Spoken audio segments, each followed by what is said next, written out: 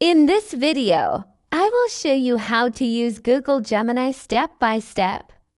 Think of it as a smart assistant that helps you write, learn, and plan. Unlike a standard search engine, you don't just get links, you get direct answers in plain English. The interface is clean and simple. You have your chat history on the left and the text box here at the bottom. Let's get started. Now, let's try a real example. Watch as I type this prompt. Explain quantum computing in simple terms for a beginner. Notice exactly what I am doing here. I didn't just type, "What is quantum computing?" I added specific instructions.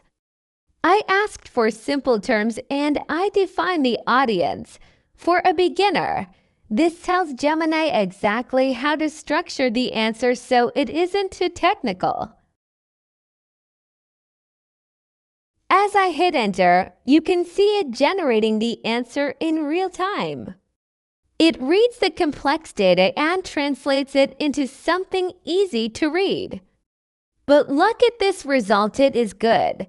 But maybe it is still a bit too long or wordy for a quick email. This is where most people stop, but this is actually where the real power of the tool comes in. You never have to accept the first draft. Since this is a chatbot, it remembers context. I'll add a follow-up, make it shorter, and use an analogy. This forces the AI to switch from a technical textbook to a creative teacher.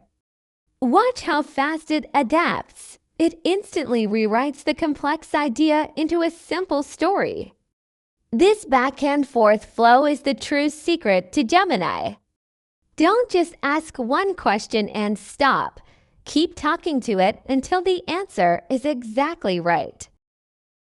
Now, let's look at the most common mistake beginners make. I'll start a new chat and type a lazy prompt. Write an email. When I hit enter, look at the result.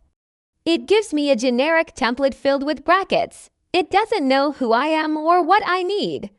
This brings us to the golden rule of AI. Vague questions produce vague answers. If you want a usable email, you have to give it the details.